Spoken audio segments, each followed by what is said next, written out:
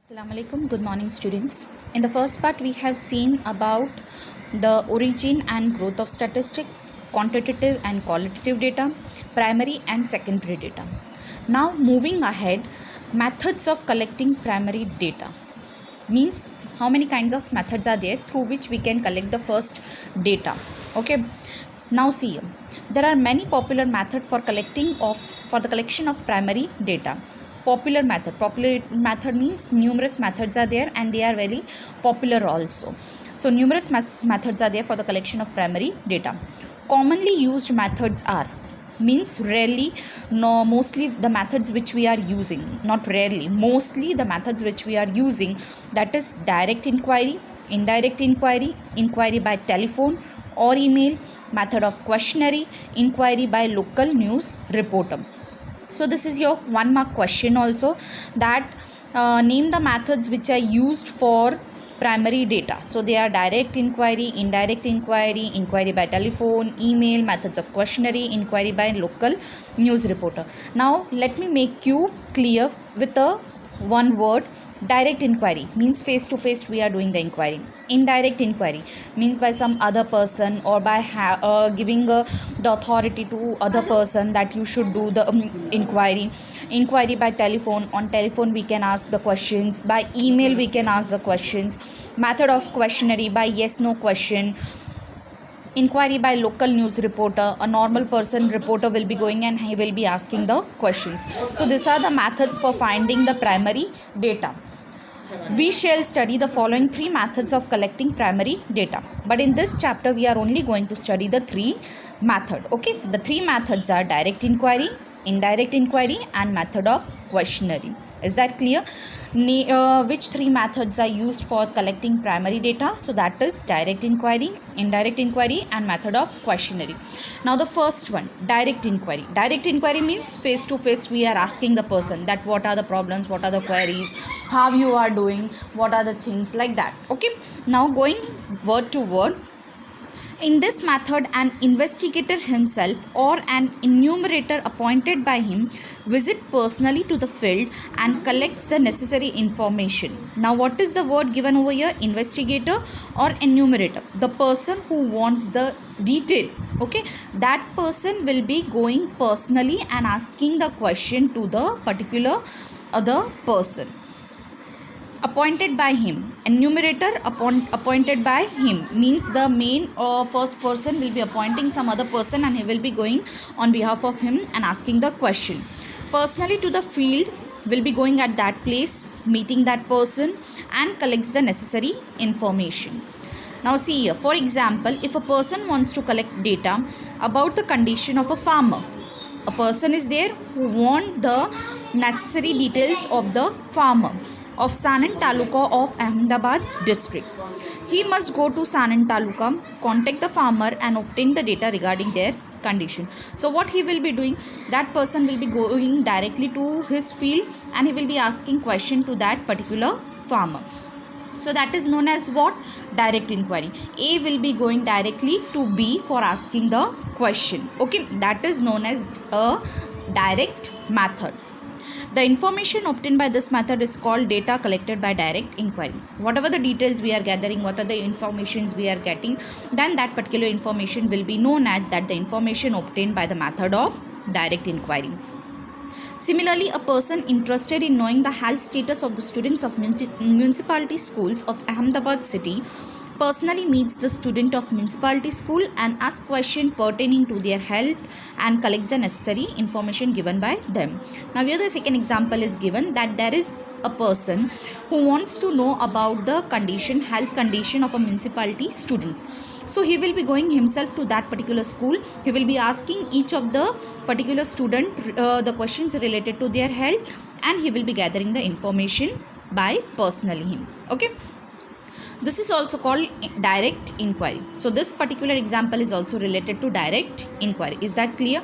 Again, what is direct inquiry? Direct inquiry means a person is going personally at that particular place for knowing the particular condition of the next person, then that is known as a direct inquiry. A is going directly to meet B, that is known as direct inquiry. Okay. Now, what are the advantages and disadvantages of this particular method? Now see here, the data obtained by this method are accurate and reliable. You can underline the word that is for keyword, that is accurate and reliable. Okay, first point, accurate and reliable. Accurate means up to the mark, proper.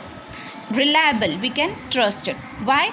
Because we will be going directly to take the details face to face. We will be asking the questions, we ourselves will be going at that place, so we can get a proper result and we can trust it. Okay, second, due to face interview with respondent means person B, the other person from whom we are gathering the details, enumerator can solve any questions or doubt or any confusion given by the proper explanation. Now, what is the question given here? When A means a particular investigator, he is going to meet the person B, that is known as a respondent. If that person A is having any of the query means any of the questions are there which he is unable to solve or which he is not clear, he can directly ask to that particular person. So that is what the confusion can be clear at that particular point. So here what we can underline, can solve any questions or doubt or any confusion by giving a proper explanation. Respondent, A can ask the question to B and he can make it clear by a proper explanation. Third, by personal interview, enumerator sometimes gets supplementary information of the respondents which may be useful at the time of interpretation of the result. Supplementary means related to it particular session of interview, what kind of interview he is taking, related to that only. Supplementary means related to that particular topic only. He will be getting more information which will be helpful for interpreting the result. Interpreting the result means at the end what the result which we are getting, that whether it is good or bad. So for identifying that, this supplementary extra information or other information will be good. So you can underline supplementary information useful at the time of interpretation of the result. Is that clear? Next, fourth, this method is much better when the field of inquiry is limited, small area. When small area is there, small or direct inquiry method can be used. So you can underline when the field of inquiry is limited. Sometimes when respondents are unwilling to give particular type of information, the enumerator can get such information indirectly by asking supplementary question. Now what here they have said, sometimes when respondents are unwilling to give particular type of information, when the respondent, when B person does not want to give any kind of a particular answers, he don't want to give the answers of that question, at that time what the enumerator will be doing, he will be asking an indirect question related to that particular topic only. He will be twisting it, he will be asking in some supplementary manner, so he will be getting that particular answers. Okay, when B is not ready to give the answers of that particular question, A will be asking related to that only some other questions to get that particular answer, and giving assurance against the misuse of the information provided by him. Now A will also give the assurance. Assurance means he will be giving the surety that his particular information will not be misused. No one will be making the wrong use of this particular information. So here you can underline unwilling to give a particular type of information indirectly by asking a supplementary questions. Get indirectly by asking a supplementary question. Then misuse of the information provided by him. Assurance against the misuse of the information provided by him. Now again, advantages. First point, it is accurate and reliable. Second point, face-to-face interview we are taking, so we are able to sort out any kind of a question.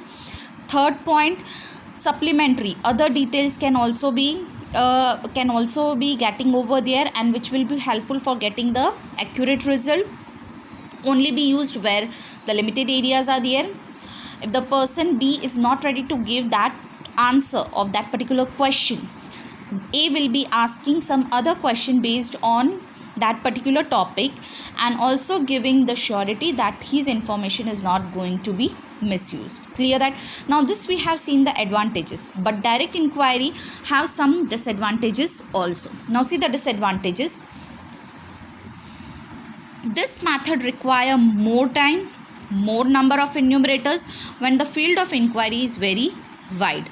Now what they are telling, direct inquiry method required more time. Obviously when we are collecting a data for the very first time, it will be very lengthy procedure, it will be needing the time also, it will be needing the energy also, and it will be needing the money also. Second, what they are telling, more number of enumerator, number of people will be required when the field of inquiry, when the area is very wide, very big. Is that clear? If the area is limited, less number of enumerator, but if the area is very big, more number of enumerator. So you can underline more time, more number of enumerator. Second point, this method is more expensive. See, got it here? It is said to be more expensive because we have to move each and every places, we have to meet that person, X person, Y person, we have to waste the money for this inquiry, for gathering. So it is said to be one kind of an expensive method also.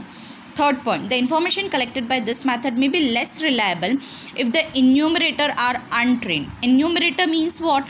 We are assigning some other person to gather the detail on behalf of us. Okay, not the investigator. Enumerator. Investigator is different and enumerator is different. Investigator is appointing an enumerator to find the details on behalf of him. So what the saying is coming here, if the enumerator is not a trained person, so whatever the information this person has collected, it won't be reliable, we cannot trust it. Is that clear? So less reliable when enumerator is untrained. Is that clear? Now 3 disadvantages are there. Needs more time and more enumerator, it's more expensive, and it is less reliable if the enumerator is untrained. Clear here? This was the direct method. In direct method, A and B person will be talking directly. Now indirect method means we are appointing some other person, or some other will be doing the work on behalf of us.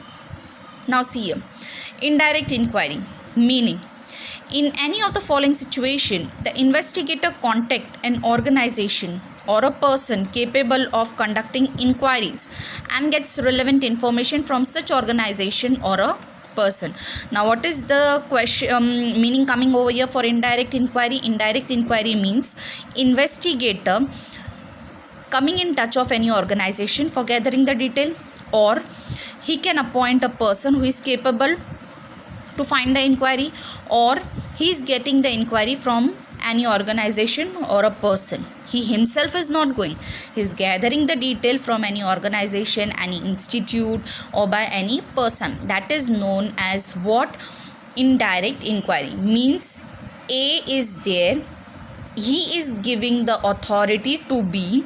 Okay, he is not directly going and meeting that particular B person. B person, we have said what? The opposite person. For getting the detail, A is appointing the C to find out the situation about the B. So A is appointing C, either any organization. C is said to be what? Any organization, any other person who is gathering the detail related to the B. Is that clear? So that is known as what? Indirect inquiry. Now see here, first point, when direct source does not exist. Direct source means at that particular place we cannot go, it is unable to go over there, or the particular place is not comfortable, the person cannot go there. So when to gather some information, the source is not there, at that time he will be appointing some other person, C person will be appointed. Second, when the field of direct inquiry is very large, direct inquiry is very large, and there is lack of time for personal contact with the respondent. Now what is said, very large area is there and the person is not having time also. So what he will be doing? He will be appointing C to ask the detail for the B. Is that clear? Third, when the information to be obtained is complex. Complex means very complicated.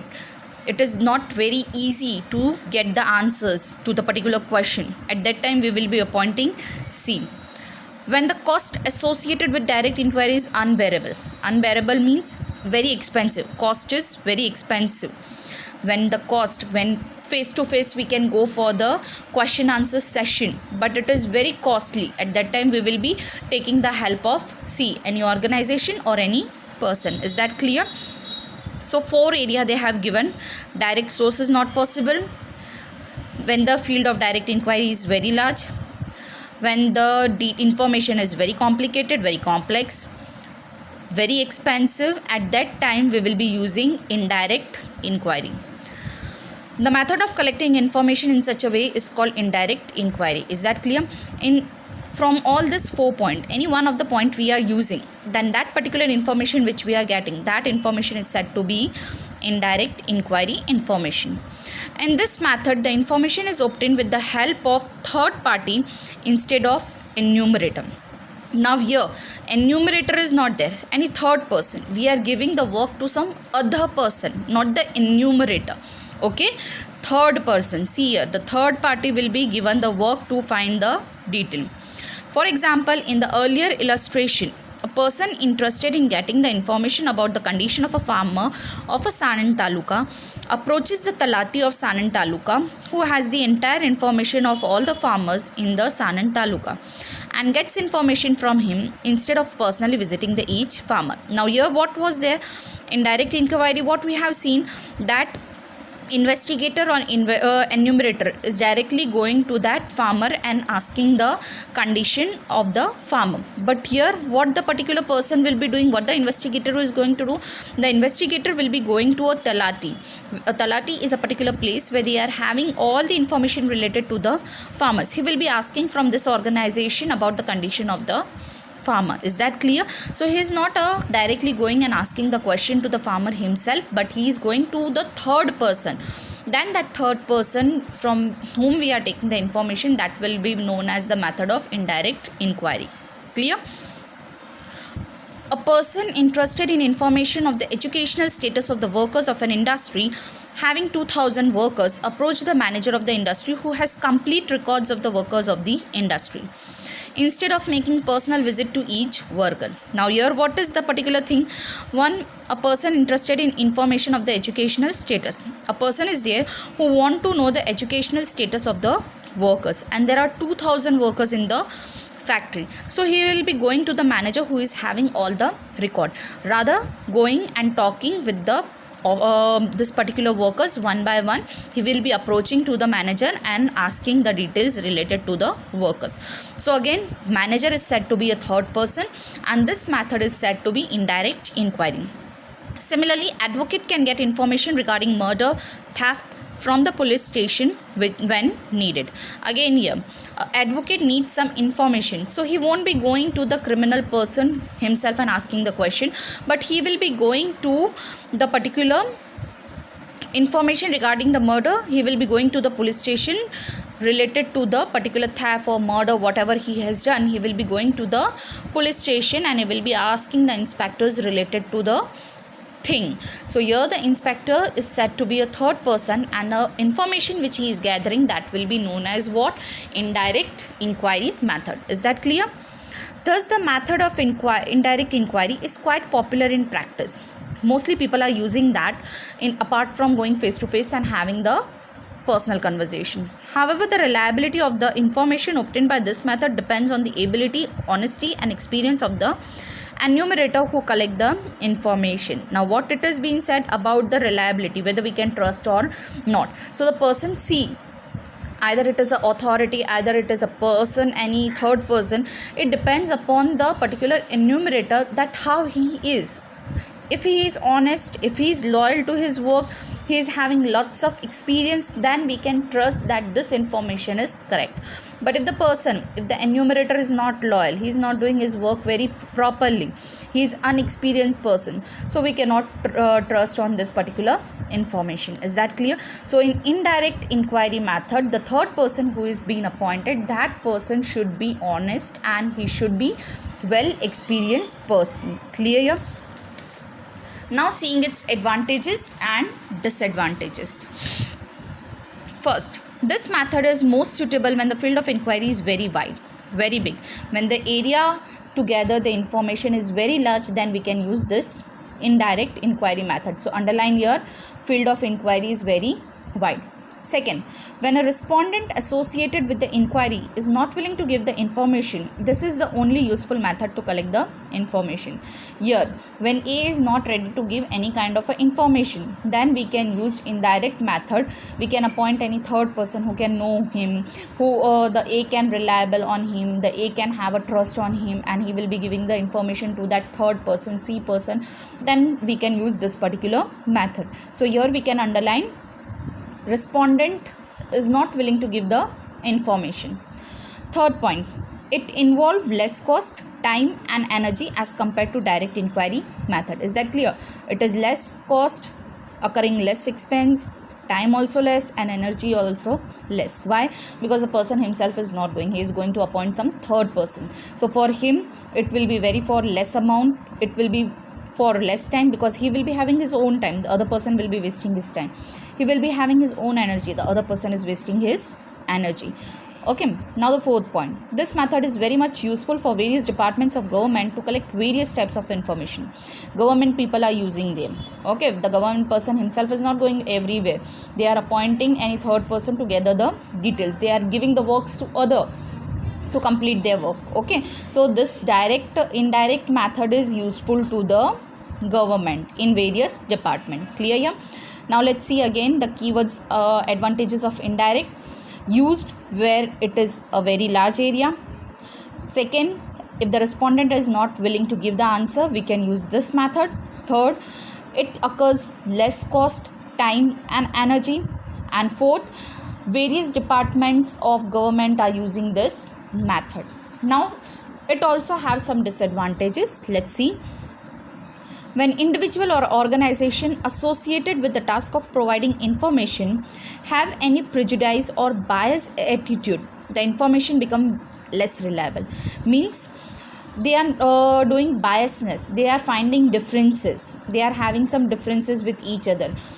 In Hindi what we can say, भेदभाव करना. Okay, like this. So prejudice or bias attitudes, not to give correct information, having some particular of envy type of nature with the other person, so they won't be giving a correct information to us. So at that time the details which we are getting from any of the organization, that won't be less reliable. Second, the method become useless when the third party from whom the information is obtained is dishonest, inefficient or unable to provide correct information. This we have seen ahead only.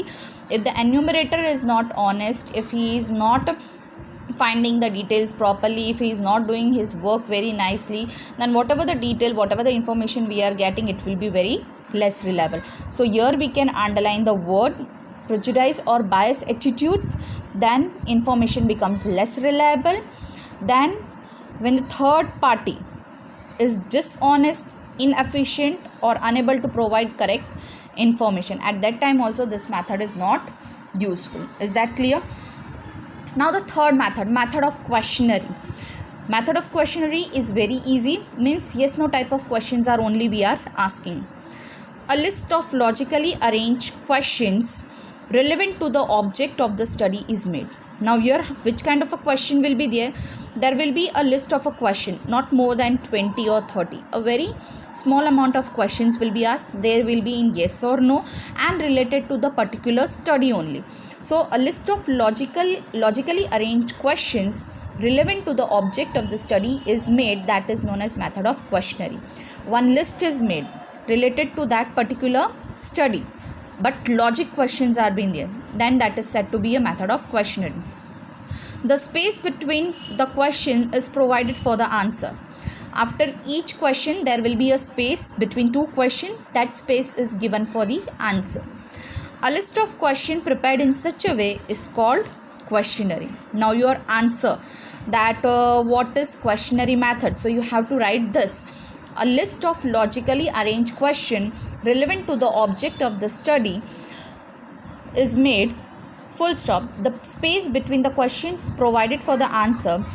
Then a list of this question prepared in such a way is called questionnaire method. Questionnaire. Is that clear? The method of obtaining information using such type of questionnaire is called method of questionnaire. The way through which we are gathering the information, from the which questions we are gathering the information, then that particular method is known as method of questionnaire. Okay. The question in the questionnaire should be short and simple. How the question should be? It should be short and simple, so that the respondent can understand the questions and easily answer them. Simple it should be there, short should be there, that the person B can understand it and they can answer it.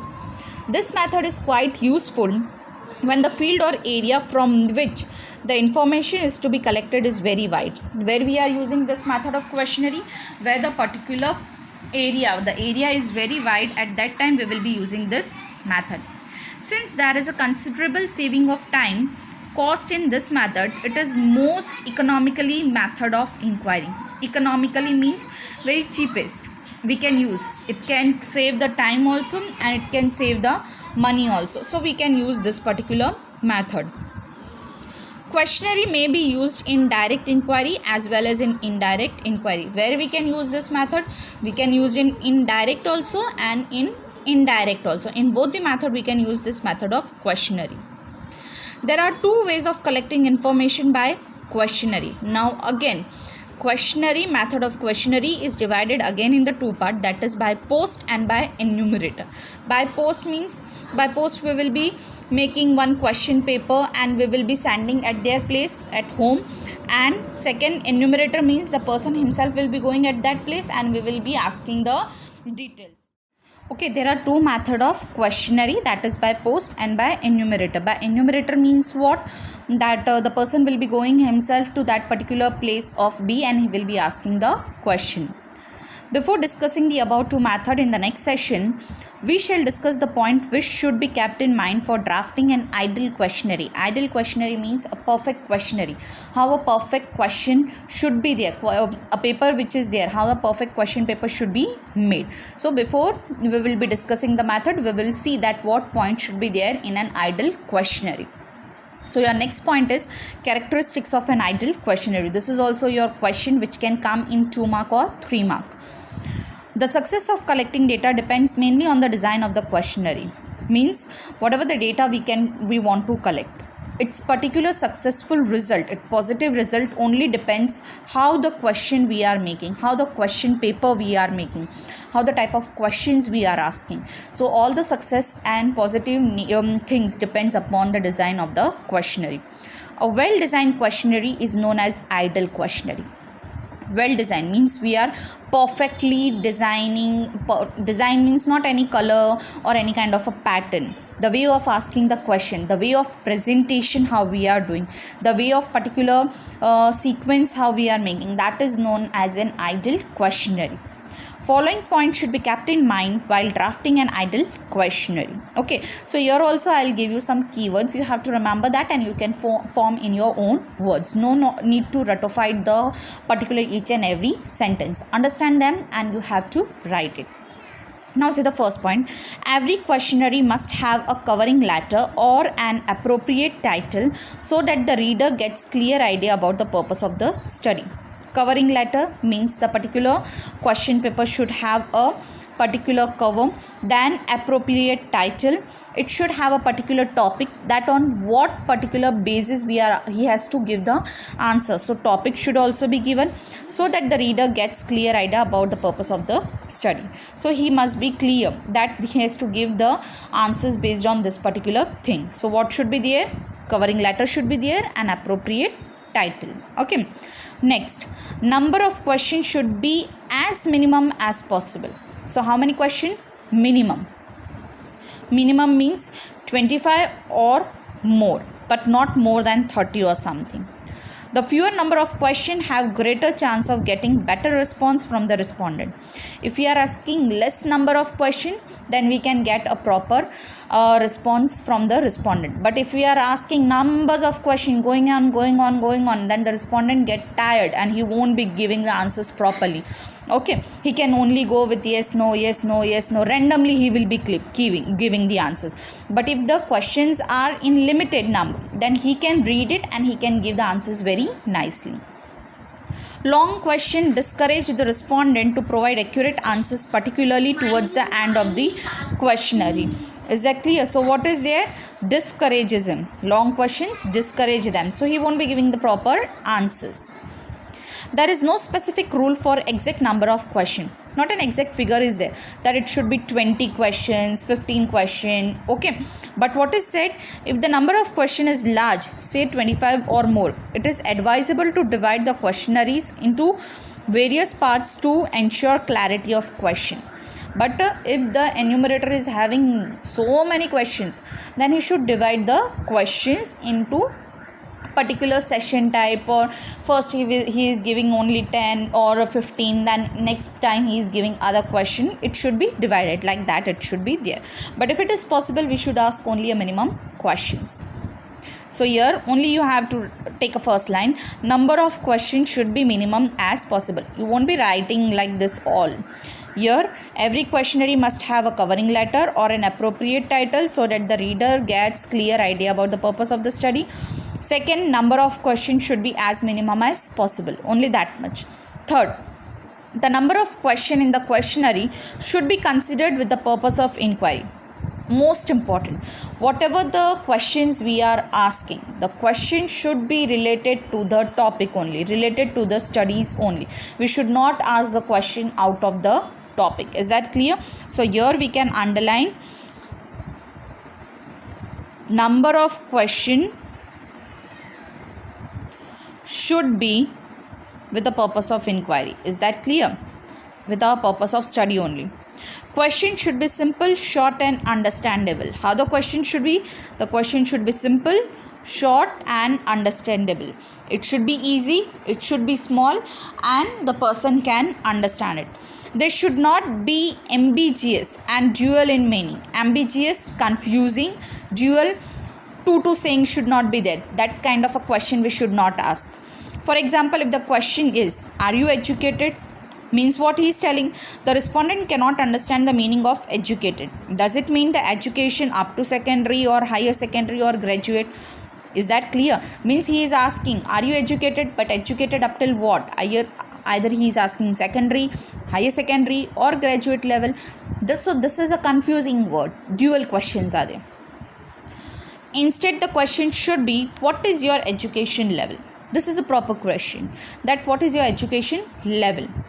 How much you have studied that. Following 5 options can be considered for the answers of this question. We can give the options also to them.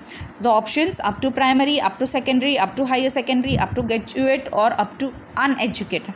So these are the options also we can give. Is that clear? So fourth one is question should be simple, short and understandable. Fifth, the arrangement of the question should be logical, we should arrange them. The order of the question should be from general to specific, from normal to the main topic we can start. For example, A, what is your opinion about the smartphone? First this. Then B, do you use smartphone? First he is asking that according to you, how the smartphone are.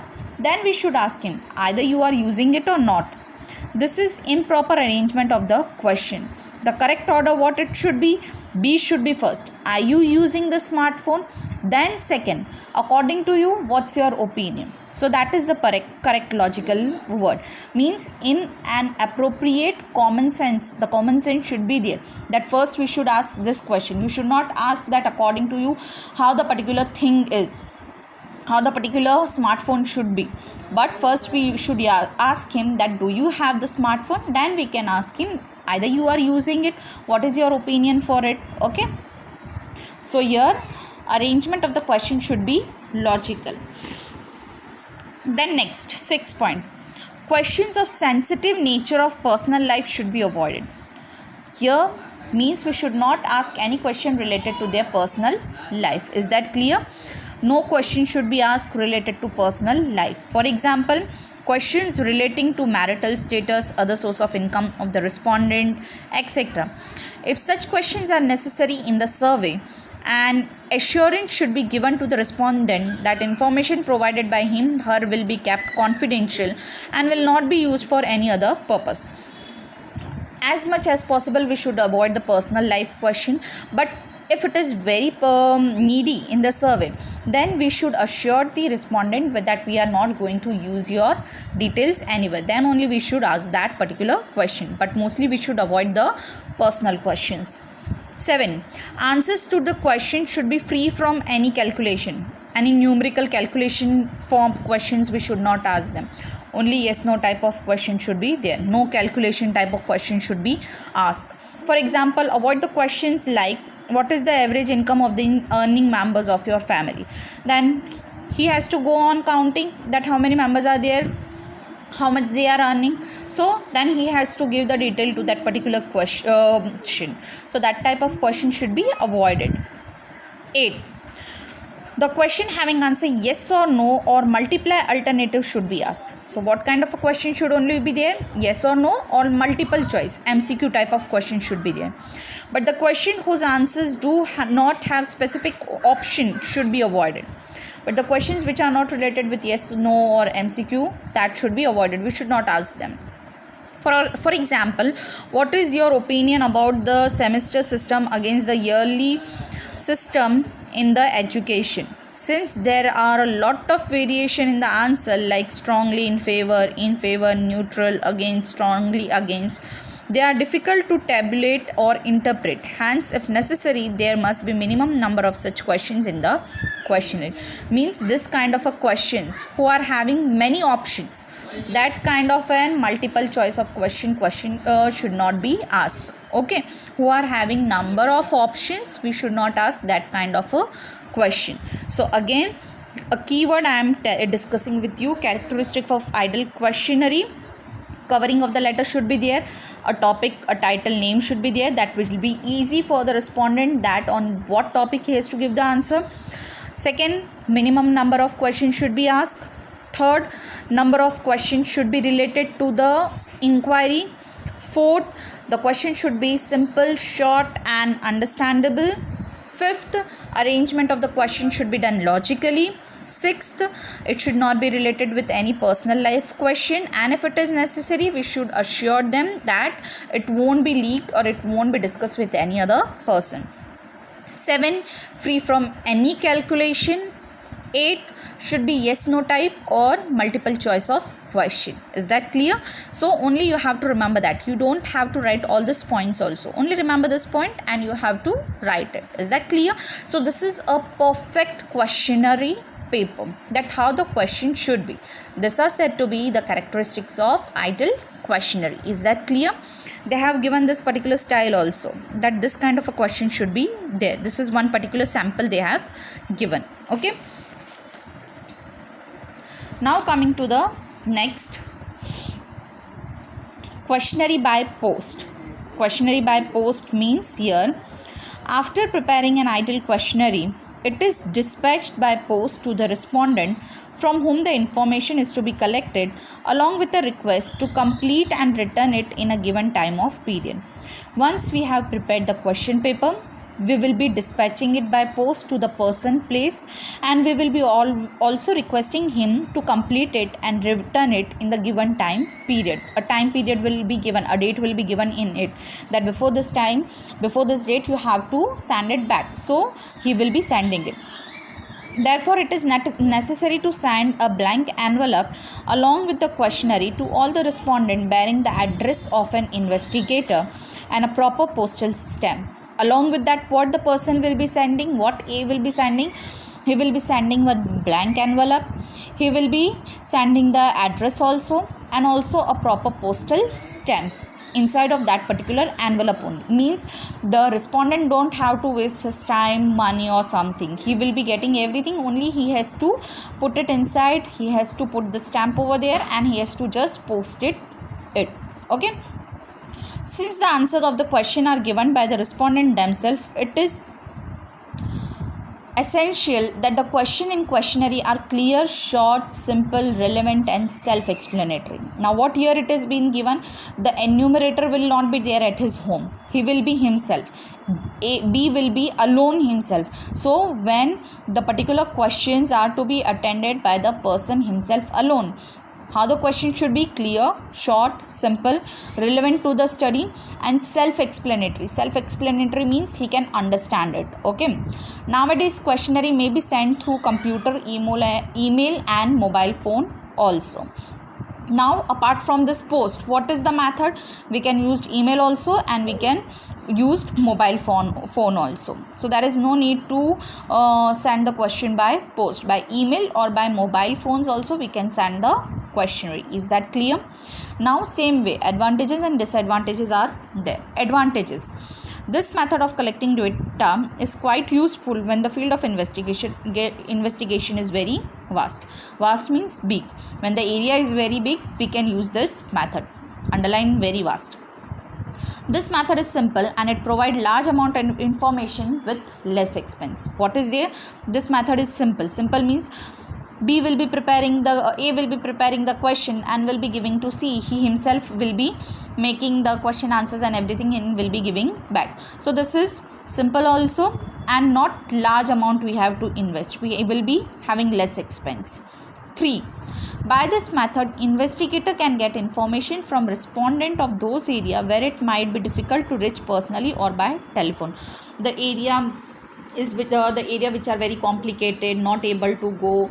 Okay, such kind of areas are there. So at this particular area where the person cannot reach himself personally, this method is very useful. So here you can underline difficult to reach personally or by telephone. So in this particular area, the questionnaire method is very advantageous. Again, first, where the area is very big, we can use this method. Second, it is very simple and less expensive. Third, where the particular investigator cannot go himself, he can use this particular method either by phone or by any post method. Now what are the disadvantages of this method also? When respondents are illiterate or non-cooperative, this method becomes useless. Illiterate means not an educated person, he cannot read. Non-cooperative means he do not want to give the answer, usko cooperate nahi karna hai, he don't want to cooperate, then this method becomes useless. So underline when it is illiterate or non-cooperative. Second, sometimes information provided by the respondent may not be correct, or they may return incomplete or blank questionnaire to the investigator. Now what is the second particular disadvantage they are telling? That the person himself will be giving all the details, so he may not be writing the correct detail, or he can give it back incomplete. He can give the answers of few and he won't be giving the answers of the other, or he is not ready to give the answers only, he will be returning back without any answers. Third, there may be a loss of questionnaire or delay in getting the information because of the laziness of the respondent. The person he can lose the particular question paper, or because of his laziness he can delay it. So this is also one kind of disadvantage. There is a lack of assistance or a person who clarifies the instruction or gives explanation of the question that may arise. Assistance means if the person is having some confusion, we cannot make it clear. We cannot make we cannot give him a proper idea that what the question want to say.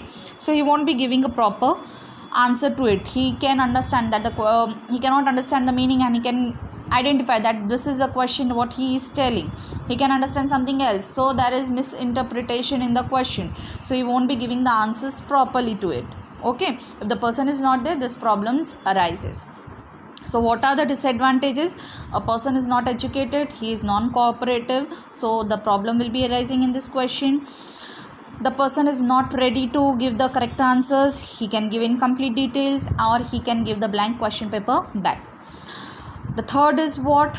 That he may lose the question paper, or he is not because of his laziness there will be delay in getting the details. And what will be the fourth?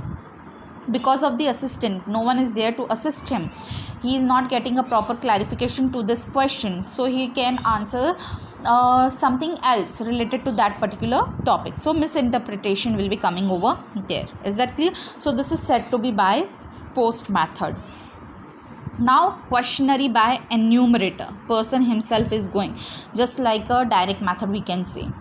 In this method, enumerator themselves cannot contact the respondent and get response to the question. Now what is there? In this method, person himself will be going at a respondent place and getting the answers himself directly face to face.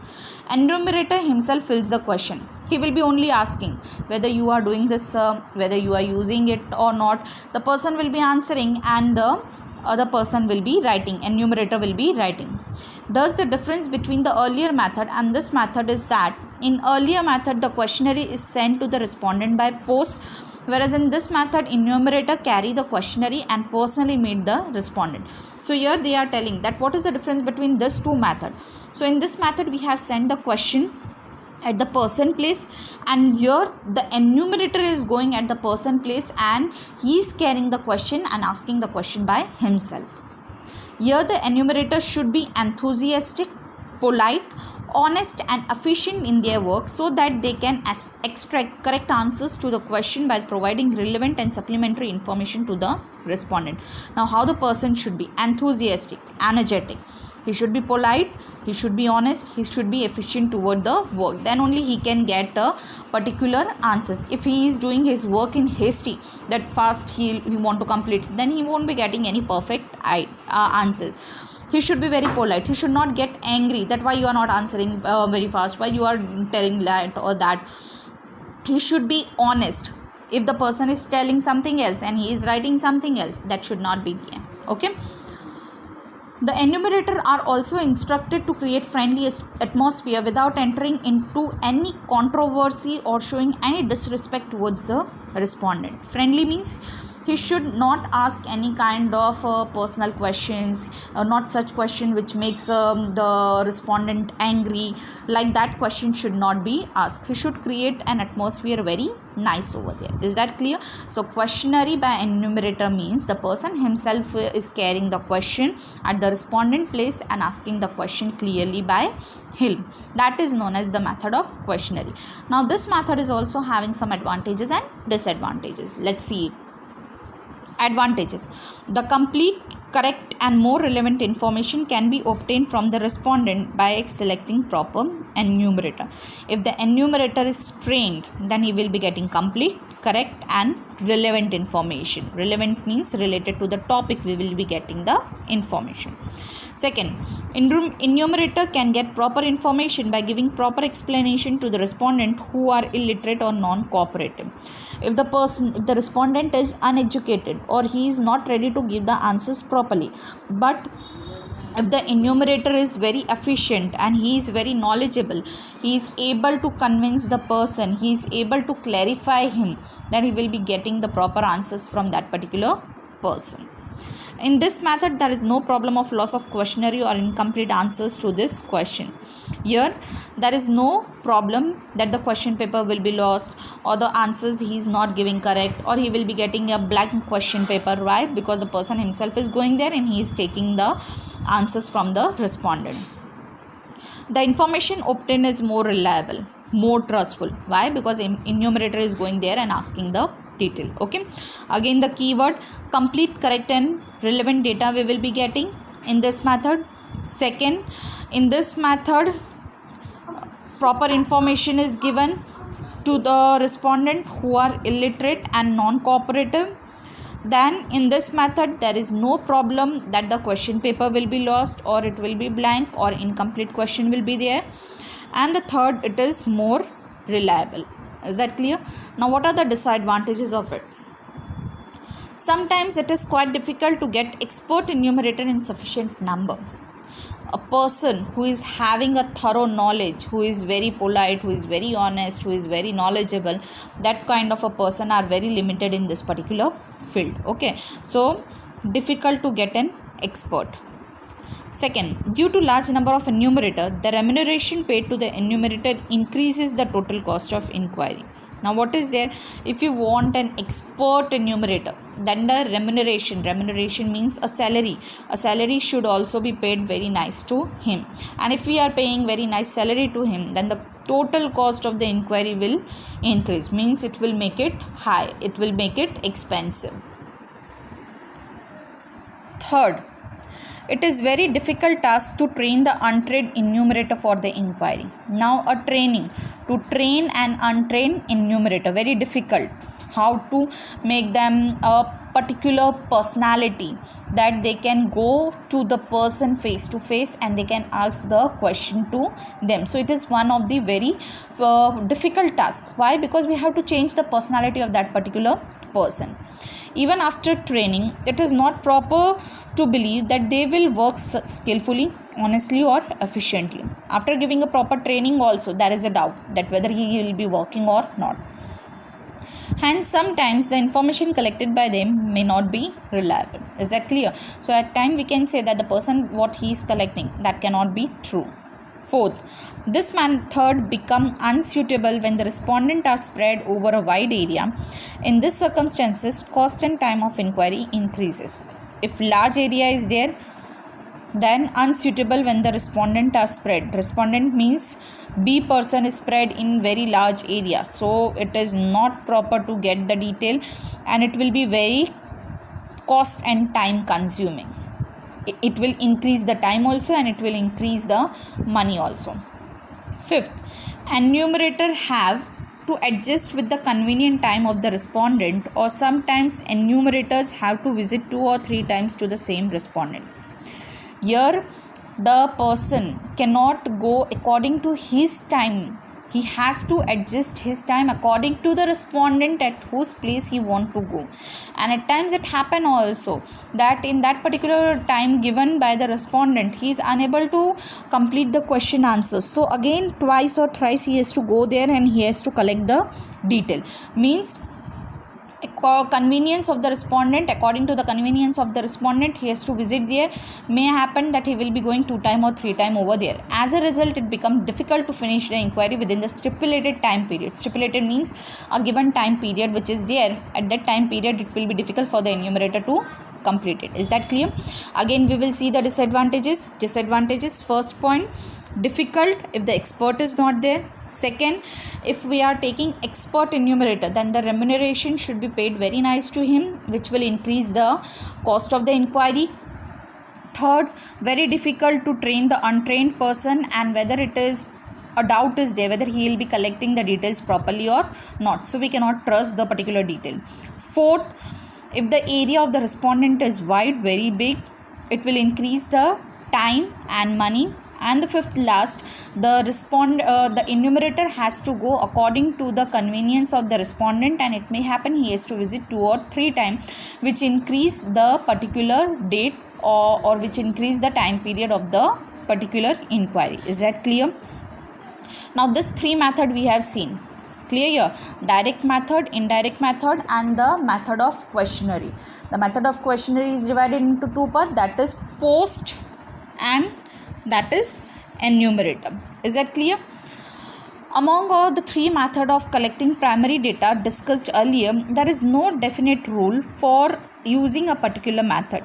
The selection of a method of inquiry mainly depends on the following aspects. Now, no rule is given. These are 3 methods related to the primary data. Now, no particular rule is being made that how and where the method should be used. But according to the method of inquiry, they have given the following aspects. Spread of the area under the inquiry, that either it is very large or limited. The purpose of an inquiry, the monetary provision, the time frame, possibility of getting expert enumerator, and the standard of accuracy. Spread of area under inquiry. Spread of area means the area is big or large. According to that we can identify, and according to that we can define the method. Purpose of inquiry, a particular result or purpose, why we want this particular inquiry, based on that we can find it. Monetary provision. Monetary provision means a particular person monetarily how he want to find the particular inquiry related to the monetary region. At that time we can define the method.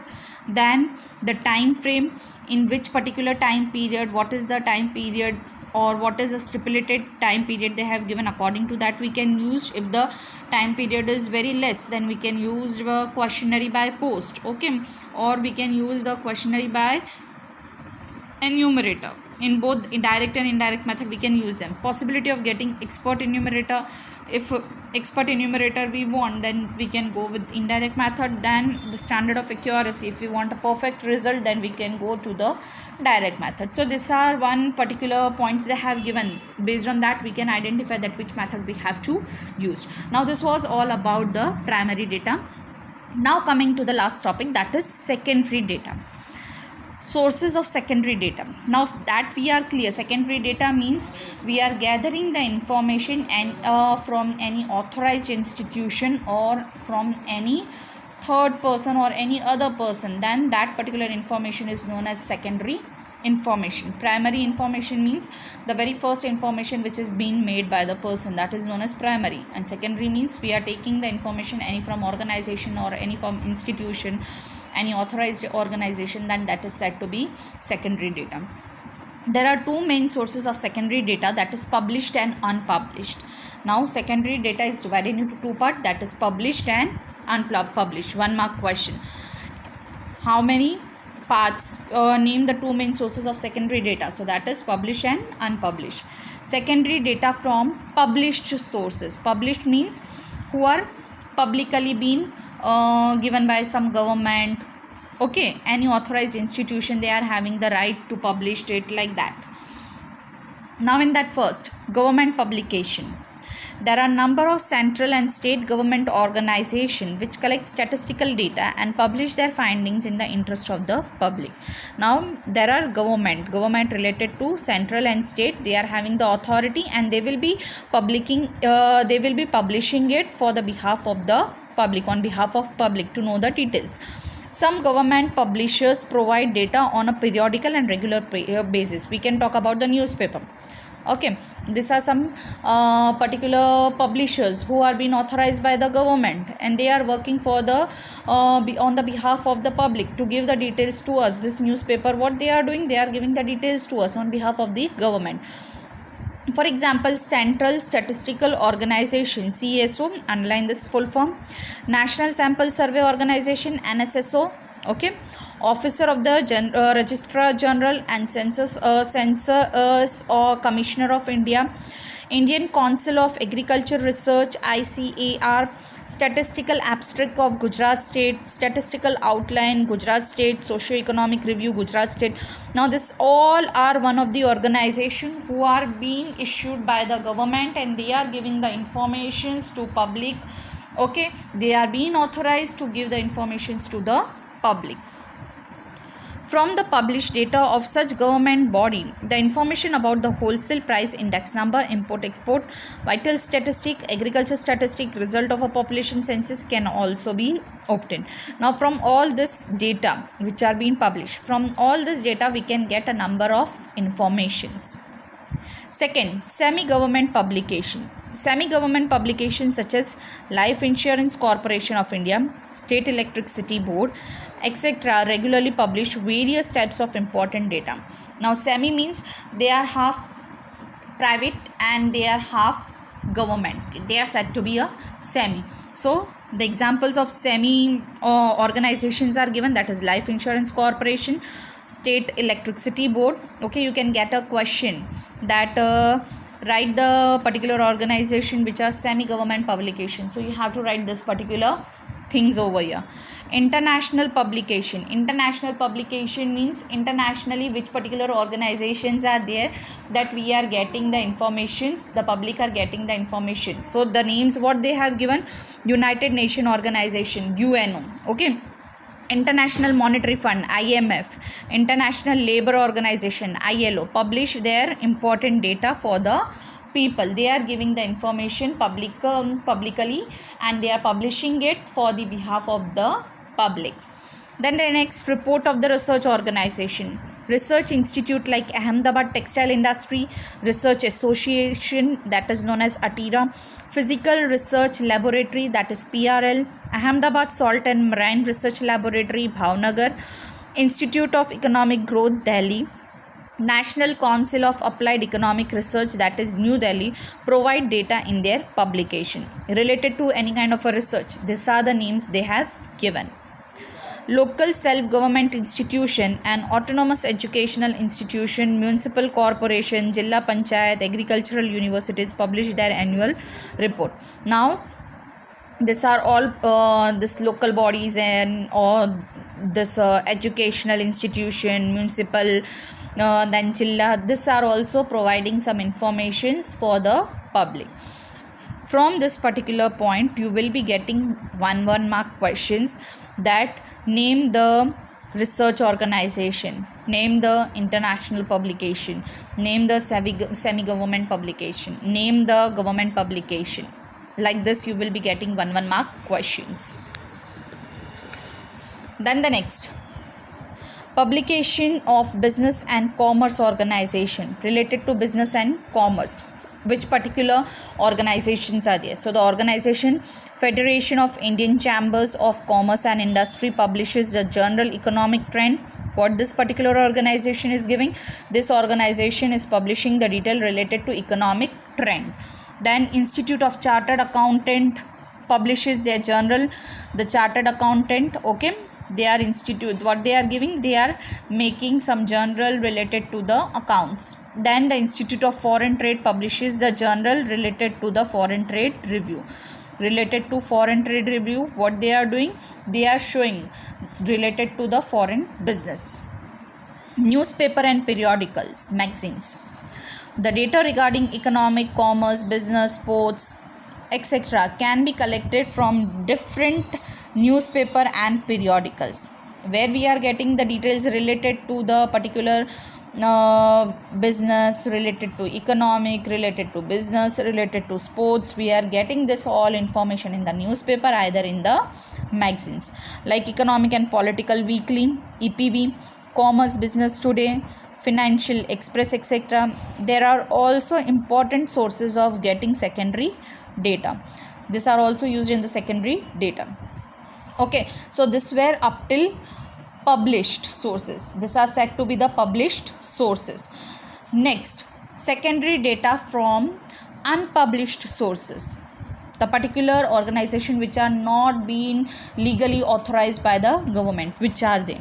So here, some of the statistical data may not be published. Sometimes the data may be drawn on request from the unpublished internal record of private and public organization which are prepared for their reference. For example, salary of the employees, their length of service, their educational level, data regarding information of mutual fund in public and private sector companies, PhD, this of various universities, etc. Is that clear? Now what is their secondary data? Some of these statistical data may not be published.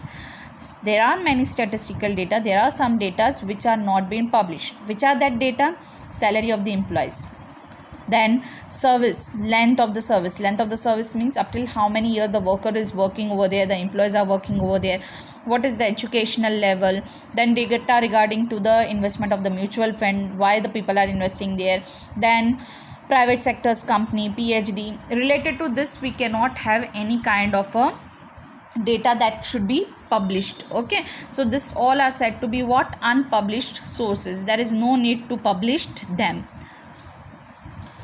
Only this much is there for the secondary data of unpublished sources. Now what precautions should be taken for using the secondary data? Precautions means what care should be taken for using the secondary data. A careful scrutiny must be done before using the secondary data.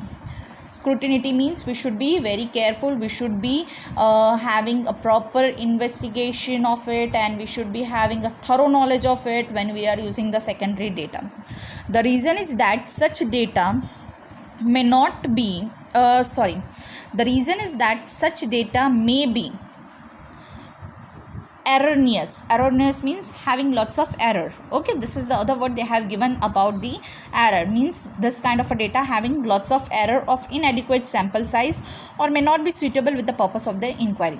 At times it happened that the particular inquiry, the data which we are gathering, that particular data is not related to our inquiry or which is having lots of error in itself. Then next what they are telling, such secondary data may not be useful for the statistical analysis, drawing conclusion and inference from the analysis. The data which we are taking, that may not be related to our study. Its analysis may not be related to our study. The conclusion which we are getting, that may not be proper. Then inference from the analysis, the answers, the result which we are getting, that may not be also proper. Therefore, before using such data, the following precautions should be taken. These are the points which you have to write and which you have to remember, that what are the precautions we have to take before considering or before using the secondary data. Now the first point, what is the first point? By using the secondary data, it should be verified as who has collected the data and from where the data is collected.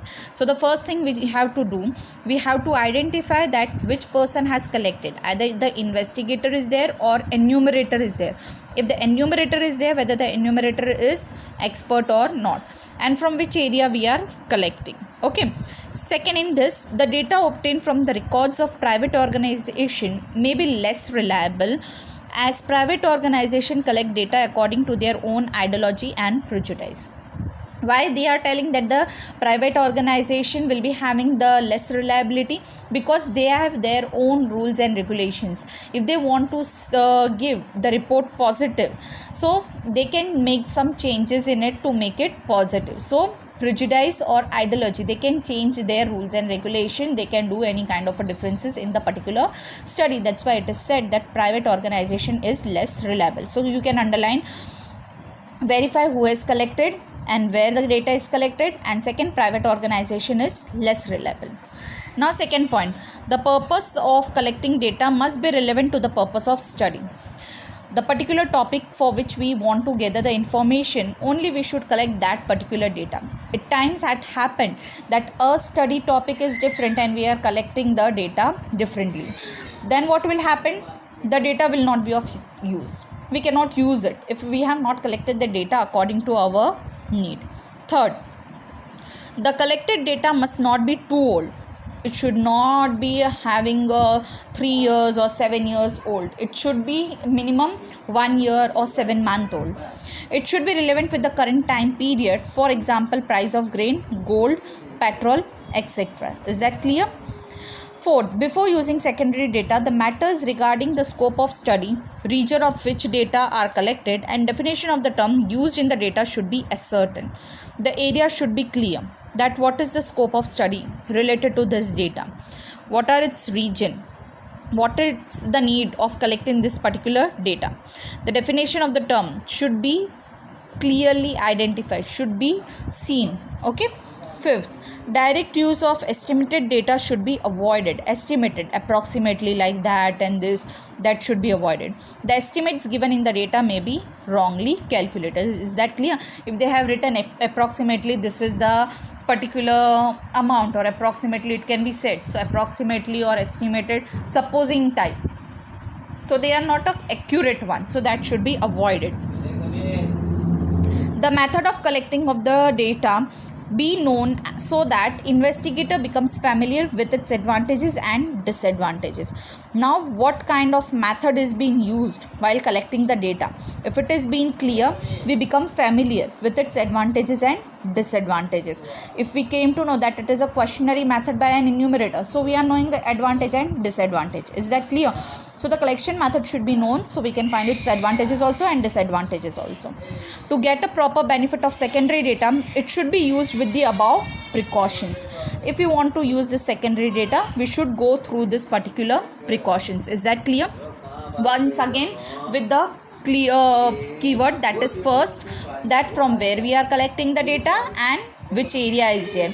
Private organization data should be avoided because it is less reliable. Second, when we are collecting the data, the topic should be very clear, rather it is of no use. Third, it should not be too old.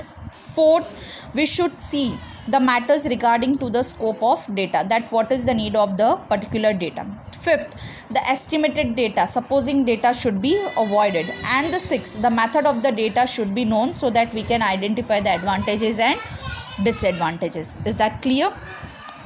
This we have done with the chapter. Here the chapter gets over with the point precautions while using the secondary data. Go through with it. If you have any query, you can ask me. Okay. Thank you.